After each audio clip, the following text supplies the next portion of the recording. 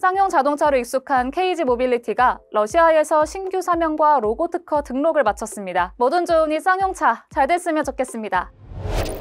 지난달 30일 러시아 특허청에 따르면 KG 모빌리티는 최근 러시아 특허청에 브랜드 상표 등록을 완료했습니다. 새롭게 변경한 사명과 로고를 러시아에서 정식 사용하기 위한 절차인데요. 다만 회사와 판매 모델에 대한 보호 차원에서 진행되는 관행으로 러시아 시장 복귀와는 무관하다고 합니다. 반면 일각에서는 현지 시장에 신차를 출시하기 위한 채비에 들어간 거란 추측도 나오고 있는데요. 이번 브랜드 상표 등록에 앞서 KG 모빌리티가 러시아 특허청에 등록한 6개 상표명을 사용하는 모델이 아직 출시되지 않았다는 이유에서입니다. KG 모빌리티 관계자는 글로벌 시장 진출을 위해 러시아와 유럽 시장 브랜드 상표 등록을 모두 마친 상태라며 향후 러시아 시장 재진입 기회가 생겼을 때를 대비해 미리 등록한 것이라고 설명했습니다. 당장 진출을 염두에 두기보다는 향후 러시아 시장 재진출을 고려한 브랜드 보호 차원이지만 글로벌 판매 확대에 대한 KG 모빌리티의 의지도 엿보였는데요. 자세한 이야기는 조태현 기자에게 물었습니다.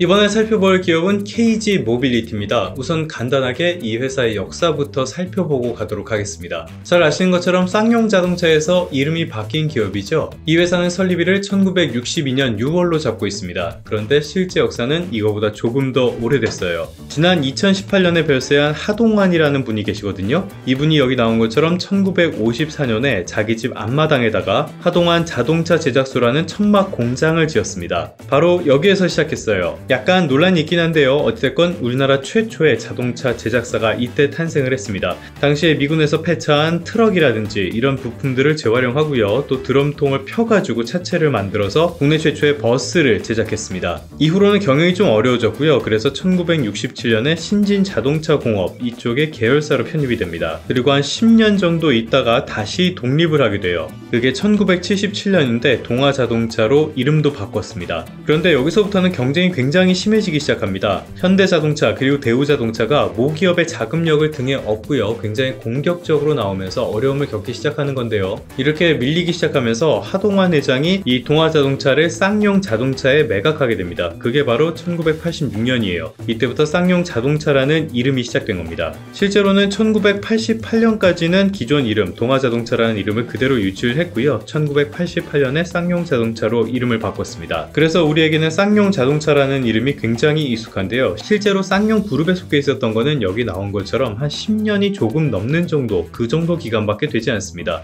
이 길고 긴 역사 속에서 10년이 조금 넘는 정도인데 가장 유명해진 이름이 된 거예요. 이것도 역사가 꽤 긴데요. 당시 쌍용 그룹의 경영적인 오판 같은 게 겹치면서 1990년대에는 이미 경영이 굉장히 어려워진 상태가 됐고요. 이후에 외환위기를 거치면서 쌍용 그룹 자체가 와해가 돼버렸죠. 굉장히 위기를 겪게 됩니다. 이 과정에서 대우 쪽으로 경영권이 넘어가게 되거든요. 이 상황이 얼마나 급박했는지 당시에 실사도 이루어지지 않았다는 후문이 전해지고 있습니다. 그런데 우리는 역사를 이미 알고 있죠. 이미 당시의 대우도 휘청거리던 상황이었습니다. 이미 대우자동차라는 계열사가 있는데 왜 굳이 이런 빚덩이 회사를 사느냐 이런 논란이 굉장히 많았거든요. 결국에 이 쌍용 자동차의 설비를 담보로 해서 대출을 받았는데요. 김우중 회장이 베트남으로 도망갈 때 이 돈도 들고 튀었습니다. 결국에는 대우그룹도 공중 분해가 되어버리면서요. 1년 만에 채권단 관리에 들어가게 됩니다. 그리고 새 주인이 된 게 그 유명한 중국의 상하이 자동차입니다. 사실 매각 당시부터 굉장히 논란이 많았습니다. 그리고 그 논란 그대로 결국에는 상하이 자동차가 단물만 빼먹고 튄 상황이 돼버렸죠.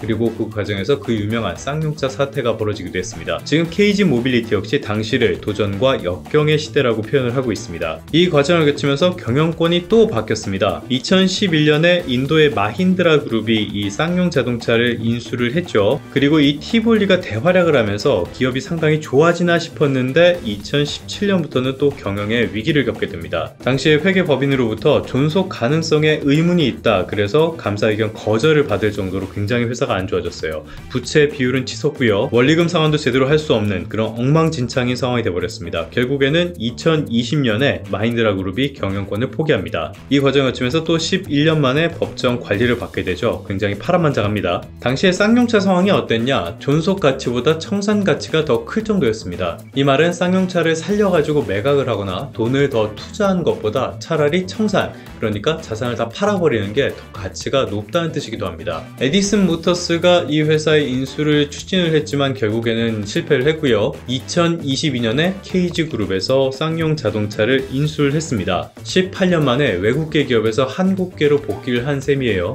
전단이 굉장히 길어졌는데요. 그만큼 KG 모빌리티, 우리에게 유명한 쌍용 자동차는 오랜 역사 속에 굉장히 파란만장한 길을 걸어온 셈입니다. KG그룹은 비료업체인 경기화학을 모체로 하는 기업 집단인데요. 적절한 알짜 회사를 적정한 가격에 인수를 해서 쏠쏠하게 사세를 키우고 있는 그룹이기도 합니다. 그래서 KG그룹이 이 회사를 인수를 하면서 예전보다 상황은 훨씬 좋아지긴 했는데요. 그래도 여전히 만만치는 않다고 할 수가 있겠습니다. 일단 이건 여러 가지 측면이 있는데 무엇보다 국내 시장에서 워낙 강력한 회사가 떡하니 버티고 있다는 점이 가장 큰 영향을 미치고 있죠. 여기에 쌍용차를 사면은 유지와 보수, 이런 관리가 굉장히 어렵다, 이런 인식이 박혀 있어가지고 이런 인식을 극복하는 것도 어려운 일이기도 합니다. 이거는 1분기 실적 자료 보면서 조금 더 설명을 드리도록 할 텐데요. KG 모빌리티의 1분기 실적을 보면요, 완성차 판매가 이 정도로 나타났습니다.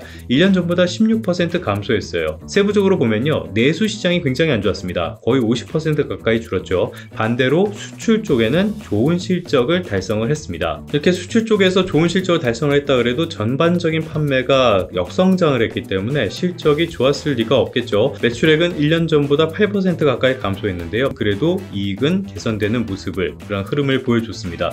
하지만 영업이익률은 1.5%, 여전히 상당히 아쉬운 수준에 머물러 있죠. 안 그래도 지금 여러 가지 이유 때문에 내수 시장이 다소 둔화하고 있는 흐름 속에서 어떤 품질 이슈 같은 것까지 생기면서 내수 시장을 뚫는데 굉장히 어려움을 겪었다라고 볼 수 있는 부분입니다. 다만 수출 쪽은 서유럽이나 튀르키예 쪽에서 호조세를 보이면서 말씀드린 것처럼 성장세를 이어갔거든요. 1분기 기준으로는 10년 만에 최다 실적이었다고 합니다. 결론적으로 말씀을 드리면 이 KG 모빌리티가 내수 시장을 중심으로 성장하는 데에는 어떤 한계가 분명하다고 할 수가 있겠습니다. 결국에는 새로운 시장을 개척을 해서 수출을 확대하는 게 내실적으로나 외형적으로 성장을 이어갈 수 있는 방법이다 라고 볼 수가 있겠습니다. 그래서 이런 이야기가 나오고 있는 겁니다. KG 모빌리티가 러시아의 신규 사명과 상표 같은 것들을 등록을 했다는 내용인데요. 사실 여기까지만 봤을 때는 그렇게까지 큰 일은 아니라고도 할 수가 있겠습니다. 회사 그리고 판매하는 모델에 대한 보호 차원에서 이렇게 진행하는 관행 정도로 이해를 하는 거고요. 러시아 시장 복귀와는 무관하다고도 할 수가 있겠습니다. 당장 러시아 시장에 복귀하는 것 자체가 쉽지가 않죠. 서방의 제재까지 계속 이어지고 있고 오히려 확대할 조짐까지 보이고 있기 때문입니다.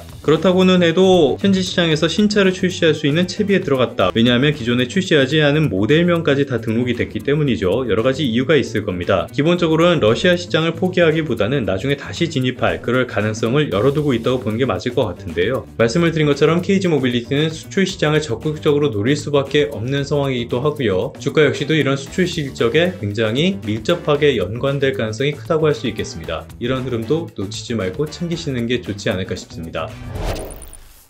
그러면 성공 투자하시고요. 다음 시간에 다시 뵙도록 하겠습니다.